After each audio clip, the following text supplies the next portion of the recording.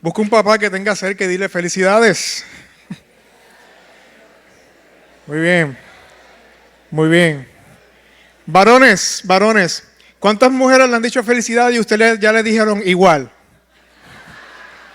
Me pasó ya el viernes, sí. Sí. Me fui detrás de la señora en el Navy para decirle, no, disculpe, no igual no, pero gracias. Qué bien. Oye, hablando de tiendas, ayer estaban vacías, ¿qué pasó las tiendas? El Día de las Madres, eso no cabía un alma. Pero este weekend, hasta parking conseguí al frente de la puerta. Mira. Qué bonito. Qué bonito. Es que yo sé.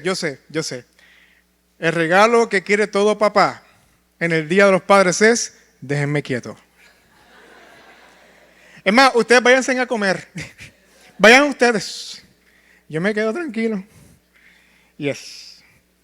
Y después viene con camisas y tómate, compré esta camisa. Y yo sé, en el Día de las Madres, las mamás son como que no me regalen enseres, no me regalen batidoras, regálenme ropita, cosas lindas, perfumes. Lo que pasa es que a un hombre tú le regalas ropa y lo que le estás regalando son expectativas. A mí todo lo que me regalaron tenía propósito. Me dijeron, toma para que prediques. Esta es para el trabajo. Esta es para tal cosa. Yo no, a mí no, regálenme un taladro, porque eso significa que haz lo que tú quieras en la casa. Sí, seguro que sí. Felicidades a los padres, nuevamente. Felicidades. Y a los padrastros, felicidades. Felicidades. Hay algo que cuando mi hijo nació, mi hijo tiene 2 años, así que está fresco todavía el trauma, digo, la memoria en mi mente. Hubo una de las experiencias que marcaron, o sea, los pininos de mi tiempo, ¿verdad? O que dieron entrada a mi etapa como padre, fue en el hospital. Y era bien interesante porque cuando mi hijo nació y mi esposa estaba en el proceso de dar a luz,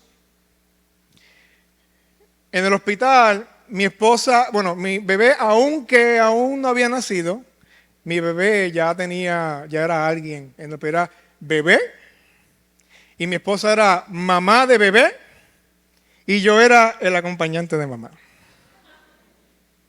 Lo cual nunca me hizo yo entiendo que los tiempos de hoy día, ¿verdad? Es que no quieren asumir, yo lo entiendo. Pero es weird, es como, ok, es como si yo estuviese en la calle, caminando ese día, minding my own business, y me encontré esta mujer preñada, tratando de entrar a la sala de emergencia del hospital, y yo digo, señora, ¿usted está bien? Ay, que voy a parir, rompí fuente, estoy a punto de... Pues venga, yo la acompaño. Entonces, es weird porque yo recuerdo que yo entré yo tuve que estacionarme lejos en un momento dado. El hospital, el parking de las visitas, lo cerraban, después de cierta hora, así que yo tenía que mover el carro, buscar las cosas. Fue una caminata, ¿no? Y obviamente los papás no se quejan porque, hello, no, ¿qué más vamos a quejarnos? Yo sé que estoy en ese proceso, ¿verdad?, de contracciones y cosas. Pero sí recuerdo que yo andaba con las bolsas de ropa, las almohadas y todos los menesteres que tenía que cargar, y entonces por fin cogí ascensores, crucé parking, crucé la sala de emergencia, le pasé por encima a alguien con la frente abierta y todo es una cosa, y pasé y crucé, subí ascensores. Cuando llego por fin al área del nursery, donde ya mi esposo había dado la luz, donde la puerta que dividía el lobby al cuarto donde mi esposa se estaba quedando, que dicho sea de paso, yo fui el que buqueé todo eso, esa es la responsabilidad mía, ¿verdad?, como acompañante. Entonces, estoy tocando la puerta con el pie prácticamente a ver si alguien me ayuda, y sale una enfermera y se asoma y me dice, caballero, las horas de visita se acabaron. Y yo, no, yo no soy visita, yo soy el papá del bebé. Y ella como que me miró con una cara de confusión, y ella empezó a mirar las almohadas, las bolsas, todo lo que yo tenía encima, y ella dice, ay, disculpe, usted es el acompañante, y me abre la puerta y me deja entrar, y yo estaba como que ya resentido por el título, Pero ella tenía la ilusión, ¿no?, de escuchar y ser papá y todas esas cosas. Entonces, más adelante, la misma enfermera se me acerca y me dice, papá de bebé. Y yo, ay, por fin reconocen quién soy. Y yo, mire, es que tengo aquí una factura del cuarto. Y ya, para eso soy bueno. Sin embargo, para mí eso se me quedó bien grabado en la memoria porque fue bastante significativo, un poco donde por lo menos en esta cultura moderna, el rol o la visión que se tiene un poco de la paternidad y cada día más se va tomando más espacio ese mensaje o esa idea de lo que es un papá. Porque cuando un bebé nace, las madres tienden a crear un vínculo bien rápido, bastante rápido con el bebé. Yo sé que hay unos procesos de la adaptación y eso, pero particularmente cuando se da la dinámica de la lactancia, es como que un vínculo bastante rápido y la mamá ya tienen ya unos estreses y unos sentimientos y unas cosas que están manejando, pero como que los vinculan bien rápido. Y usualmente el papá se queda un poco rezagado en el margen, observando sin saber necesariamente cómo adentrar y participar de esa situación. Entonces pasa el tiempo y a veces tú ves que el papá toma un rol del segundo al mando o el acompañante o el asistente de la mamá, y usualmente pues nos conformamos, o ya nos han dicho que básicamente nuestro rol es un rol de financiero, de proveedor. Tú pagas las cosas y ya está, y ahí tú sabes. De hecho, yo crecí escuchando figuras paternas diciendo, yo lo amo, yo pago todas sus deudas, la escuela, y tiene un techo bajo la cabeza, y siempre era como que amor es igual a lo financiero. Otro rol de acompañante que yo veía mucho también era básicamente ser el arma secreta de la mamá. El arma secreta de la mamá. Quizás usted, al igual que yo, en algún momento de su vida escucharon deja que llegue tu papá. Deja que llegue. Eso es el pobre papá, apenas ponía un pie en la puerta. Y mira lo que hicieron tus hijos. Preparar a correr, porque ya vinieron. Entonces los nenes ya están asustados de verte llegar. Y ese es tu rol. Entonces tu rol es el que básicamente es socio capitalista, más el logro que viene a repartir fuete y sembrar el terror en la vida de las personas. Y eso es si estás. Y ahora nos toca a nosotros crecer, nos toca con nosotros la batuta de tener nuestros hijos. Y como varones, y obviamente le estoy hablando particularmente a los varones ahora, como varones nos damos cuenta de que si nuestros padres estuvieron en nuestra infancia, en muchos casos nos dimos cuenta de que esos fueron los roles que ellos tenían, roles que sí estaban allí, pero al mismo tiempo como que había una cierta distancia. Y ahora que nos toca a nosotros tener nuestros hijos, nos damos cuenta que nosotros no tenemos una idea clara de qué es lo que a nosotros nos toca hacer y cómo yo puedo hacer y cómo yo puedo entonces interactuar con mis hijos o con mis hijas. Y de una manera inevitable y de manera a veces como que sin querer queriendo terminamos volviendo nuevamente al rol de acompañantes. Esto no es una crítica, porque yo creo que si hay alguien que definitivamente se sintió como un acompañante en la Biblia, ese alguien era José, el esposo de María. José, vamos recapitulando un poquito la historia del nacimiento de Jesús. Un ángel se le aparece a María de parte de Dios, un mensajero de parte de Dios, para decirle que ella iba a engendrar, iba a dar a luz a el Hijo de Dios. Entonces, y lo iba a hacer de manera lo que se llama milagrosa, ¿no? Entonces, ella siendo virgen estaba embarazada de un bebé.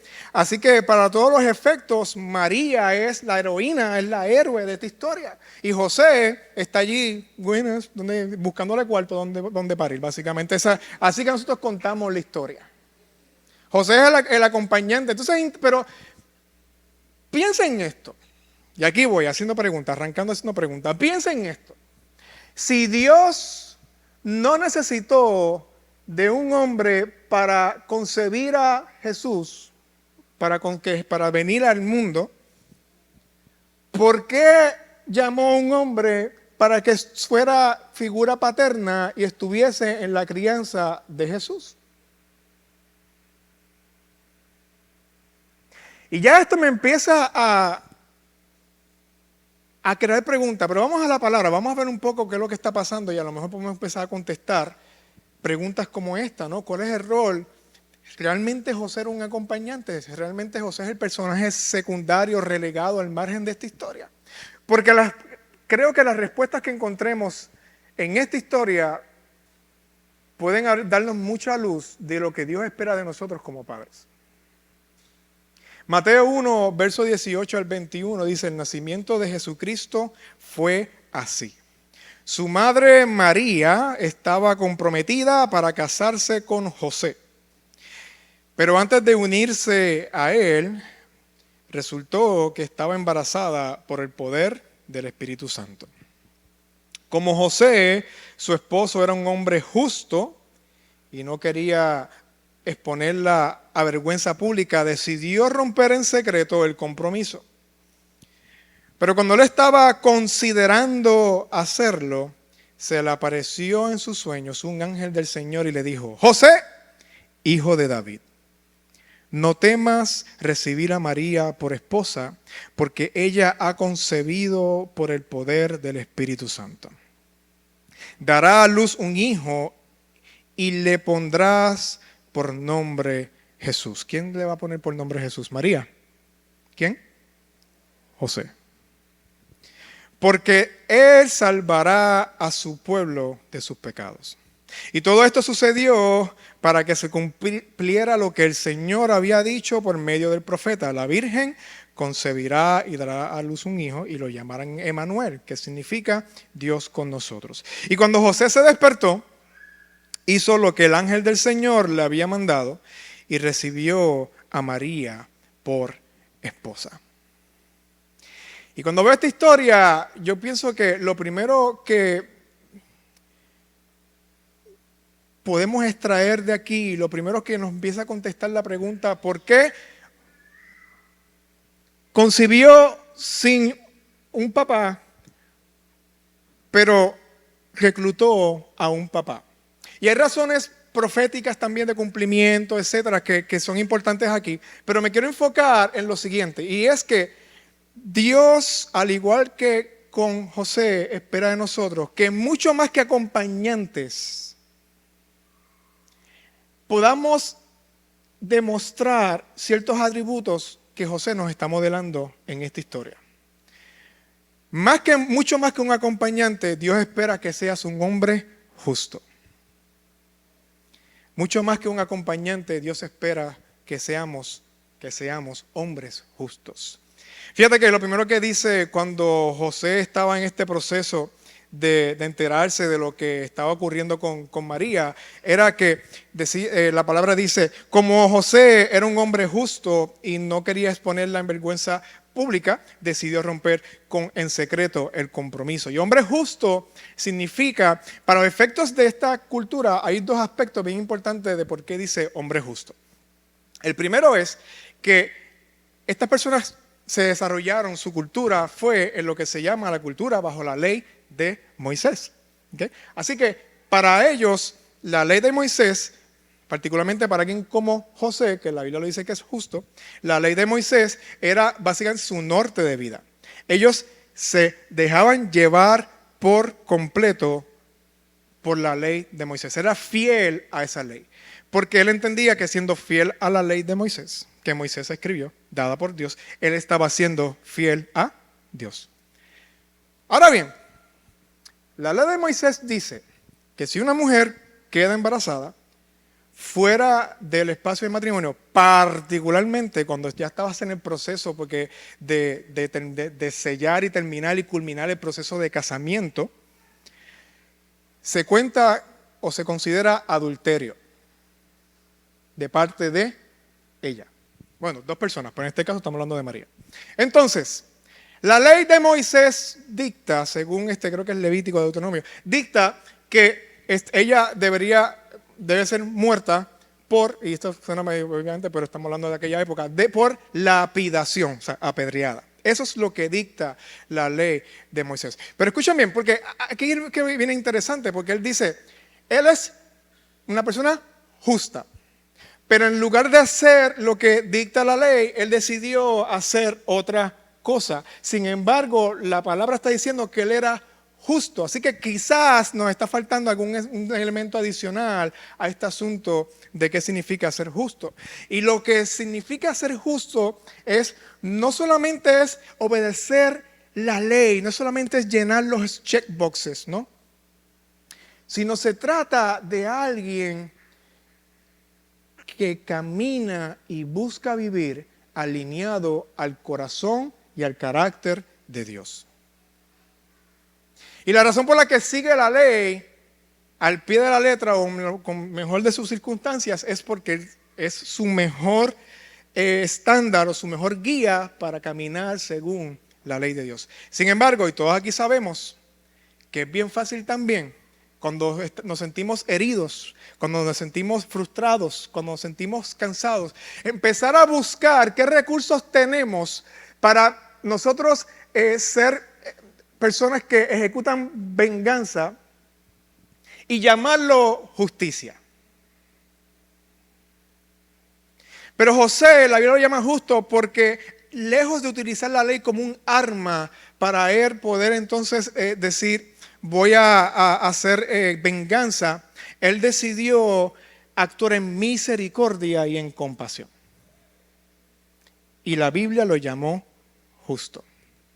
La Biblia llamó el decidir y optar por la compasión a alguien que está más cerca del carácter de Dios.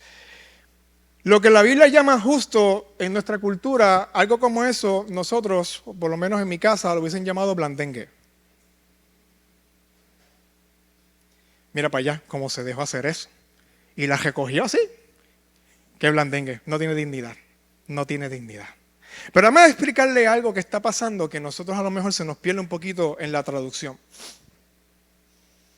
En el verso 20 nos da una palabra clave y él dice, cuando él estaba considerando hacer esto, que es básicamente el decir, déjame entonces irme en secreto para que ella no caiga en vergüenza. Cuando dice caiga en vergüenza es para que no le pase todo el revolú, lo que ya hablamos de que lo que la comunidad haría con ella al enterarse de esta situación. Verso 20 dice entonces, cuando él estaba considerando hacerlo. Considerando suena como que, pues, miré entonces, recogiré mis bártulos y mi modo, miré calladito. Pero la palabra original en griego con el que se escribió este texto, cuando la traducimos, encontramos la palabra que les adelanto que la voy a pronunciar bien mal, pero es entimeomai, entimeomai. ¿Okay? Leanla ahí, okay. Entimeomai. ¿Muy bien? Y tiene dos partes. La uno es en, esa primera, en.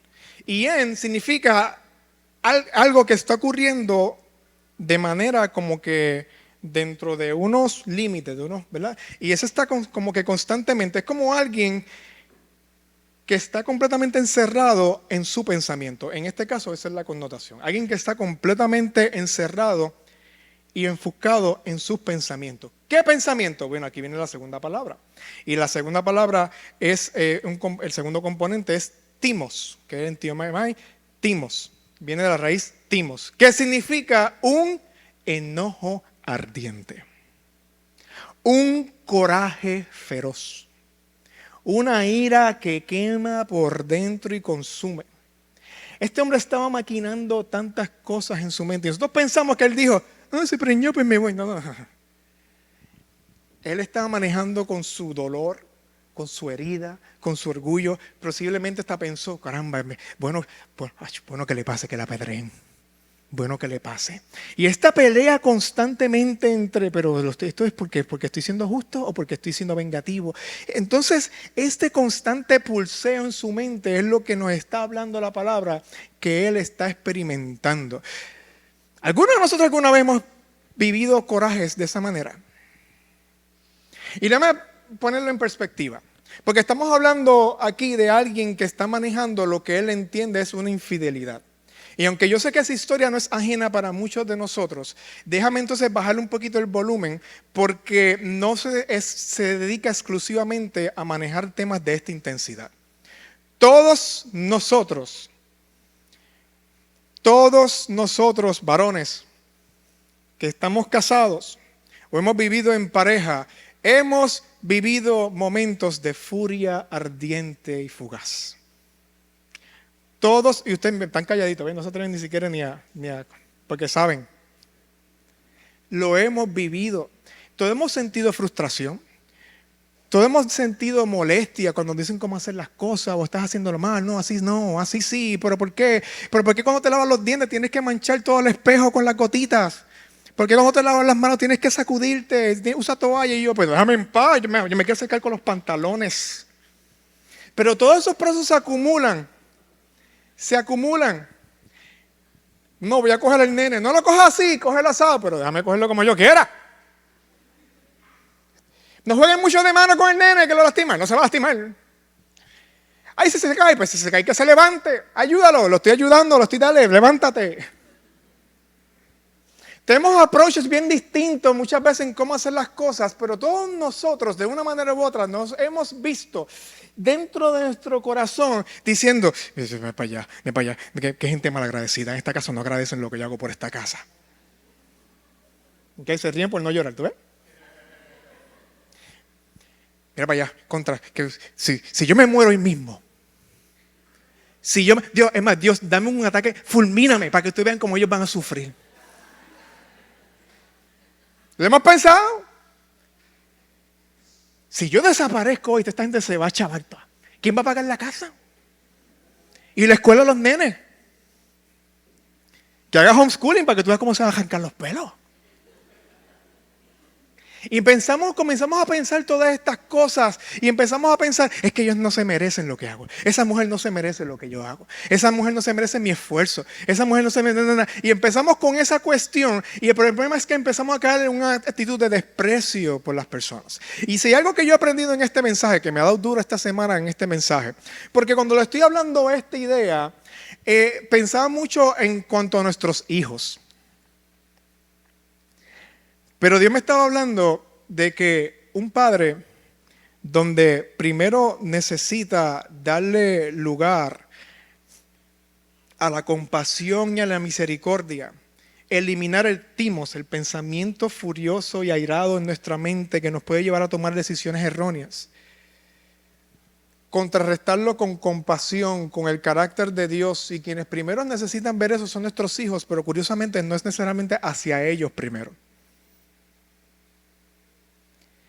Donde nuestros hijos necesitan ver primero el carácter de Dios en compasión y misericordia es en nuestro trato hacia nuestras esposas. Y si usted no está junto a la mamá de sus hijos, en su trato a la mamá de sus hijos. Ustedes quieren por lo menos hacer algo, lo mínimo para que sus hijos salgan decentes en el futuro. Yo pienso que lo primero que deben ver es cómo usted trata a su mamá. En la manera en que un hijo ve cómo un papá trata o una hija. Mira, si un hijo, yo tengo hijos, por eso tiendo a irme a hijos. Pero la manera que un hijo ve cómo usted trata a su mamá, así es que él va a aprender a tratar no solamente a su mamá, a las mujeres en su vida. Si usted tiene hijas, la manera en que ella vea cómo usted trata a su mamá, usted la está protegiendo de ella poner límites y barreras firmes de cómo un hombre la va a tratar a ella. Y eso es bien importante. La justicia y los rasgos de un hombre justo es cómo aplicamos el carácter de Dios con nuestras esposas y cómo aplicamos el carácter de Dios con nuestros hijos y ser el modelaje que ellos necesitan. Dios espera que seamos mucho más que acompañantes. Dios espera que seamos sensibles a la voz de Dios. Vimos cómo Dios le habló a José a través de un mensajero en un sueño. Y lo primero que le dijo es, básicamente, le dice, no temas en recibir a María por esposa, porque ella ha recibido, concebido por el poder del Espíritu Santo. Mira cómo Dios convirtió ese enojo ardiente en gracia. Dios convirtió los pensamientos de abandono en reconciliación.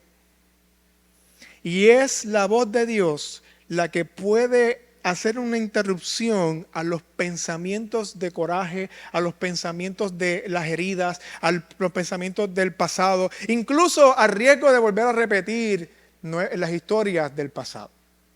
Solo la voz de Dios puede convertir lo que parece caos en nuevas oportunidades y esperanza. Lo único que tengo que decirte es que la voz de Dios no te va a dar todas las respuestas. La voz de Dios te va a pedir y te va a empezar a moldear y impulsar a hacer cosas, pero no te va a dar las respuestas. Lo que sí va a hacer la voz de Dios es invitarte a confiar que la historia que Él está escribiendo es buena para ti y es buena para tu familia. Confiar de que Dios está escribiendo una historia en tu vida y en la vida de tu familia. Y a lo mejor esa historia es una historia de impulso, pero a lo mejor una historia de reconciliación, de redención, de reconstrucción, yo no sé. Pero Dios no te va a dar las respuestas, pero te va a invitar a confiar. Lo que es importante que entendamos también es que podamos cachar cuándo fue que José pudo escuchar la voz de Dios lo suficientemente claro para poder confiar en lo que estaba escuchando y tomar decisiones. Y fue cuando estaba, ¿qué? Durmiendo. Entendamos lo siguiente. Como hombres, necesitamos buscar espacios donde podamos hacer pausas. Porque en el ajetreo del día a día del trabajo, en el corre-corre de las emociones que sentimos, en el furor de la frustración, de la prisa, del coraje, del resentimiento, las cosas que hemos estado sintiendo día a día. Y escúchame, usted no necesita un pasado traumático para sentir coraje, resentimiento, frustración. Usted necesita montarse en un carro y tomar un tapón en Puerto Rico y es más que suficiente.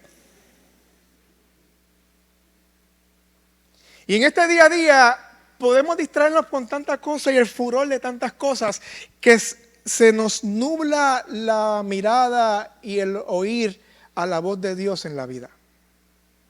Y es importante que hagamos pausa, que podamos comenzar el día en pausa, en la mejor manera que podamos. Yo no estoy diciendo que saque una hora o se levante a las 4 de la mañana. Yo saco 5 minutos porque muchas veces eso es lo único que yo tengo. Pero eso es el tiempo que yo decido vivir sin prisa para por lo menos escuchar la voz lo suficiente para que me ayude a amar bien a mi esposa y a mi hijo. O amar lo mejor de lo que yo pudiese hacer, amarlo sin la voz de Dios. La voz de Dios puede hacer la diferencia en nuestras vidas si hacemos pausa suficiente para ser sensibles a lo que Dios nos quiere decir. ¿Por qué? Porque Dios espera de nosotros que seamos mucho más que acompañantes. Dios espera que seamos las personas que afirman la identidad de nuestros hijos.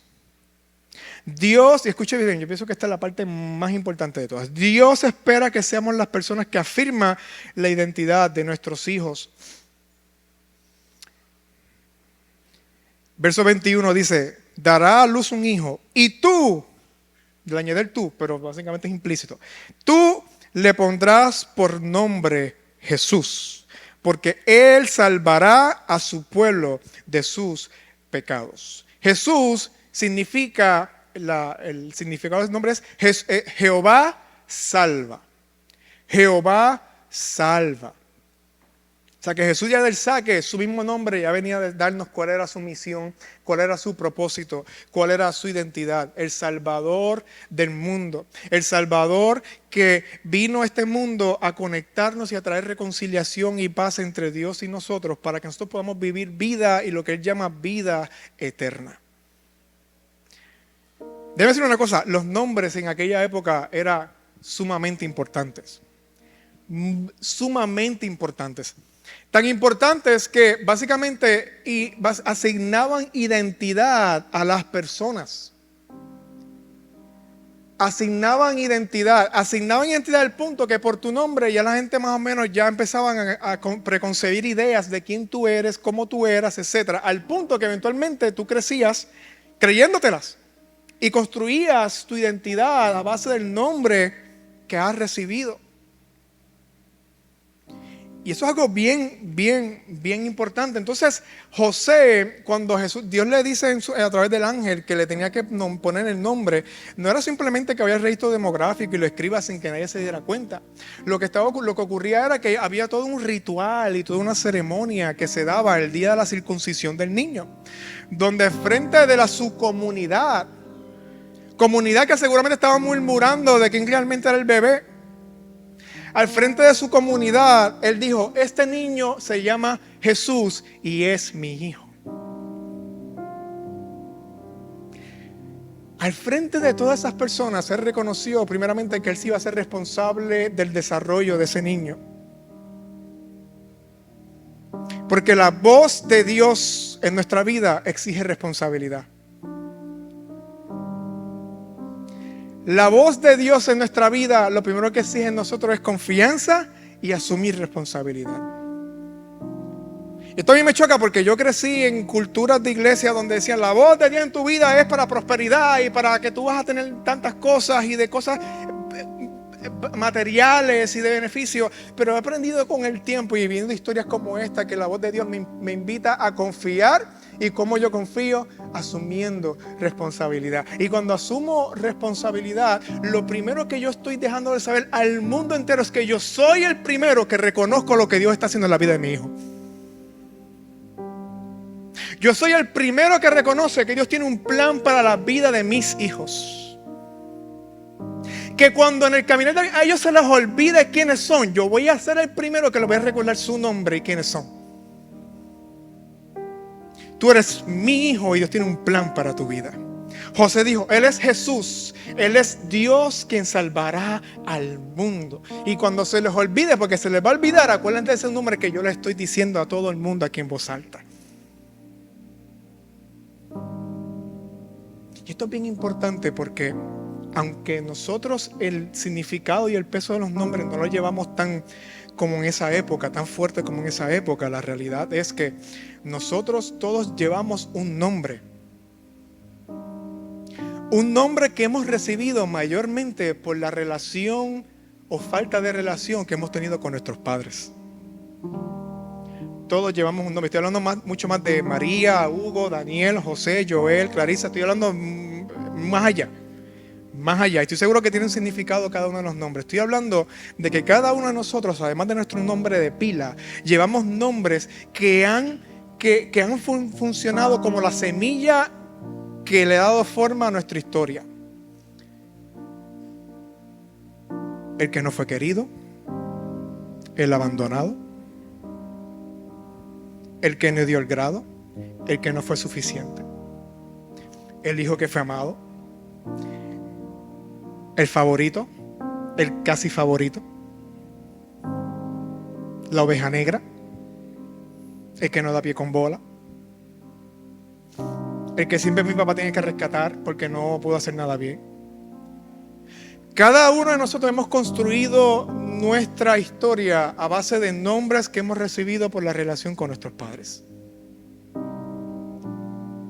Y es cierto, las madres también tienen mucho poder en esto, pero piensen en esto, en Génesis, y con esto voy cerrando, Génesis capítulo 35, 18, la historia de Jacob nos cuenta del nacimiento y el nombramiento de su último hijo llamado Benjamín.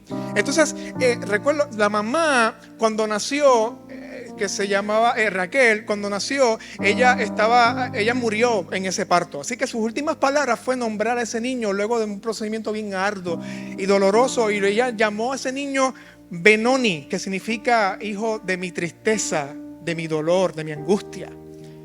Y Jacob, como padre del niño, tomó ese niño y tuvo su última palabra y canceló ese nombre que le dio su mamá.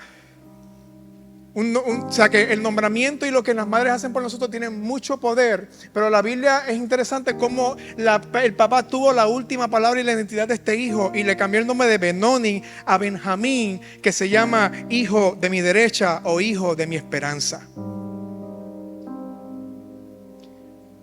Este mensaje no es para decirle, obviamente busca validar a las mujeres, pero yo creo que, hombre, yo creo que tú entiendas que tu relación con tus hijos les pone nombre que se van a llevar toda su vida. Tu historia con tus hijos va a empezar a marcar huellas en su vida. Porque Jesús era el Hijo de Dios, pero cuando vemos los evangelios y vemos sus enseñanzas, vemos las huellas de José en todo su ministerio. La piedra angular, el que construyó la casa sobre el fundamento firme y el fundamento débil, las semillas. El que va a construir algo debe planificar lo que necesita antes de ponerse a construir algo. Todas son cosas de alguien que conoce el oficio de la carpintería. Tenemos un rabí que fue influenciado por el oficio que le enseñó su padre.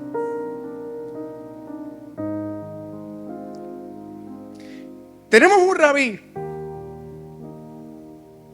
que hay parábolas que han cambiado momentos tuyos de tristeza y de agonía y te dieron esperanza cuando las leíste. Jesús tuvo enseñanzas que cuando las escuchaste de pequeño te dieron algún tipo de esperanza hacia el futuro y te dieron ilusión y te dijeron yo quiero ser así. Quizás tú has escuchado predicar ciertas parábolas sobre estos temas que de una manera u otra te llevaron a tomar decisiones que cambiaron tu rumbo, te trajeron sanidad. Algo ocurrió y ciertamente vinieron las palabras de la boca de nuestro Maestro Jesús y de nuestro Salvador y vinieron con el poder del Espíritu Santo. Pero no olvides que vienen sembradas por la semilla de José en su vida. Qué poder de alguien que era solamente un acompañante. Mucho más que un acompañante. Dios te llama un colaborador valioso para sus planes, para sus hijos. Más que un acompañante, Dios te llama un colaborador valioso para los planes que Él tiene para tus hijos. Y tú dirás, es que yo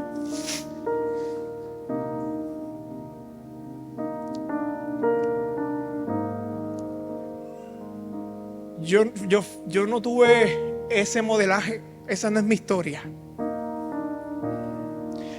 Yo no crecí con ese modelaje. Yo no tengo esa figura paterna. Yo no tengo un José que asumió responsabilidad por mí. Yo no tengo un Jacob que me puso un nombre de esperanza.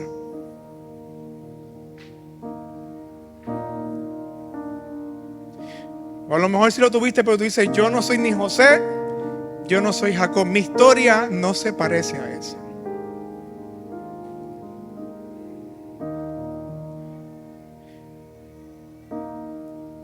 Y es aquí lo que yo quiero dejarte saber. Como bien te dije, todos tenemos un nombre. Todos tenemos un nombre sobre el cual hemos construido nuestra historia. Por eso me llama mucho la atención que en el Antiguo Testamento muchas de las personas, de los héroes de la fe, Abraham, Jacob, de una manera u otra, Dios tuvo que interrumpir su historia, cambiarles el nombre para construir una historia nueva. Y si tu historia, tú entiendes que la historia que has vivido o la historia que estás viviendo ahora no tiene nada que ofrecer a tu legado como papá, déjame ofrecerte una mejor historia. Una mejor historia que definitivamente puede interrumpir tu historia y darte un nuevo terreno sobre el cual construir. Así que pónganse de pie para contarles la historia. Y la historia es la siguiente: que en el principio Dios creó los cielos y la tierra. Y nos creó con tanto amor. Y creó un espacio para que nosotros podamos habitar con Él. Y nos creó con amor. Nos creó con tanto amor que cuando nos hizo y te hizo, dijo, esto es muy bueno. Eso es tan bueno que yo lo quiero cerquita de mí para que podamos vivir juntos. Pero el pecado cambió las cosas y el pecado cambió nuestros corazones a un corazón de piedra que aunque vino con todas las necesidades de su diseño de estar cerca de Dios, constantemente nos separó de Dios al punto de que pensamos que podemos hacer vidas mejores sin Dios. El problema es que vivimos toda nuestra vida buscando tener una vida segura, una vida saludable, una vida amados, una vida buscando ser alguien, buscando llenar vacíos, y nuestra vida se convirtió en búsqueda. Y la vida de tu papá también se convirtió en búsqueda, y la vida de tu abuelo también es a base de búsqueda, y tú quizás estás viviendo los estragos de alguien que ha vivido toda la vida en búsqueda. Y al igual que ellos, tú y yo vivimos en búsqueda. Y por más que nos tratemos de ser lo mejor que podamos, realmente tenemos unas historias que nos alan y nos lastiman, y a veces como que nos aprietan el corazón, y todos tenemos la necesidad de un Salvador que nos cambie el nombre. Y por eso es que Jesús vino al mundo, no solamente a enseñarnos cómo se vive a la manera que Él vivió y darnos una vida eterna hoy y en la eternidad, sino que vino a cambiarnos el nombre. Y nos dijo: ahora tú eres hijo de Dios. Incluso hizo nuestra la afirmación del Padre que en un momento dado Jesús recibió. Y cuando creemos y abrazamos a Jesús como nuestro Señor y Salvador, las palabras de afirmación de Dios Padre hacia el Hijo, hacia Jesús, ahora son palabras de afirmación hacia nosotros, que dice: este es mi Hijo amado, en quien tengo complacencia. Significa que ahora tenemos la oportunidad de construir vidas mejores, de sembrar cosas mejores en nuestros hijos, sembrar legados, sembrar reconciliación, sembrar perdón, sembrar misericordia, sembrar compasión, sembrar arrepentimiento, sembrar esperanza en la vida de nuestras familias, la vida de nuestros hijos, porque ahora somos hijos de un mejor papá. Y ese es el Evangelio. Esas son las buenas noticias. Que tu historia de escasez o tu historia de no ser suficiente, o cualquiera que sea la historia, el nombre que tuviste, ahora tenemos un nombre nuevo: hijos del Dios Altísimos.